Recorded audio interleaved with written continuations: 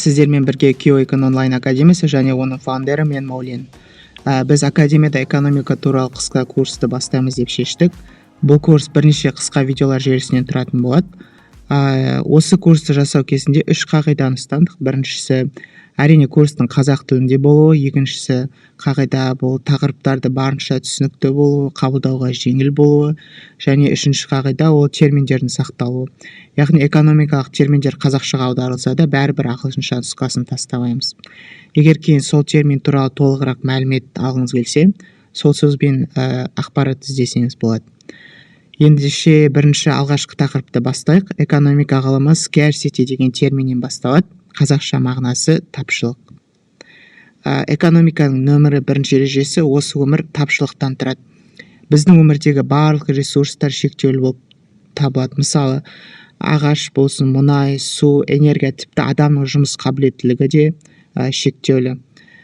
Сонымен есіңізде болсын, бұл өмірде шексіз ресурс жоқ. Бұл экономиканың бірінші ережесі, және біз оны тапшылық деп атаймыз. Немесе ағылшынша scarcity. Анықтама ретінде мына бір сөйлемді алсақ болады.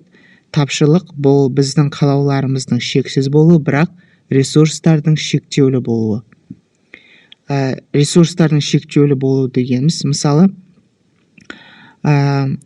яғни ресурстардың шектеулі болады, ал адамдардың қалаулары шексіз болады. Расында адамдар алған сайын үсті-үстіне ала бергісі келеді. Моральдық жағынан мұндай қасиеттер жағымсыз сөздермен аталған, бірақ экономикада біз адамдардың қалаулары шексіз болған үшін оларға тиіспейміз. Экономикада бұл норма болып саналады. Енді мысал ретінде, бір кішкентай бала бір сникерс алғаннан гөрі екі сникерс алғанды жақсы көреді. 2 сникерстен 3 сникерс тіпті жақсырақ, 3 сникерстен 4 сникерс жақсырақ, осылай кете береді. Ол ешқашан болды, керек емес деп тоқтамайды. Ол алдағы уақыттағы, алдағы жылдар үшін алып қоя береді.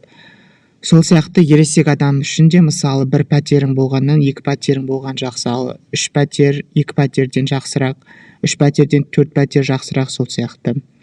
Яғни адамның қалаулары шексіз болады.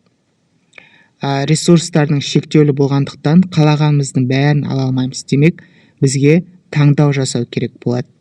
Кейбір нәрселерден бас тартып, яғни кейбір нәрселермен қалауларымызды өзіміздің қанағаттандырамыз.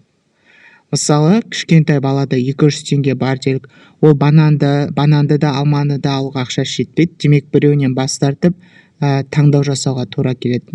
Бұны экономикалық шешім деп айтсақ болады. Ал егер үлкен ауқымда қарасақ, бір мемлекеттің салықтан жиналған бюджетін қарастырсақ болады. Үкімет бюджетті жаңа ауруханалар мен мектептер салуға жұмсай алады, немесе милиторияға жұмсай алады. Экономиканың міндеті осы ресурстарды жай ғана бөлмей, оны барынша тиімді етіп бөлу керек. Үшінші тағы бір мысалы, мектепті жаңа бітірген оқушыда 2 таңдау бар. Біріншісі жұмыс жасай бастау, ол жалақы алады, ал екіншісі университетке түсу, ол қазір ақшасын жұмсайды, бірақ кейін көбірек табыс табатын жұмыс табу мүмкін. Бұл да экономикалық шешім. Енді тапшылықты мағынасын түсінген соң, экономиканың өзі туралы айта бастасақ болады. Экономика дегеніміз жеке адамдар мен қоғамның осы тапшылықпен қалай айналысатыны туралы ғылым. Яғни сол тапшылықты барынша тиімді етіп қалай бөлуге болатынын зерттейді. Осымен алғашқы сабақ аяқталды. Екінші сабақта біз микро және макроэкономика туралы сөйлесетін боламыз.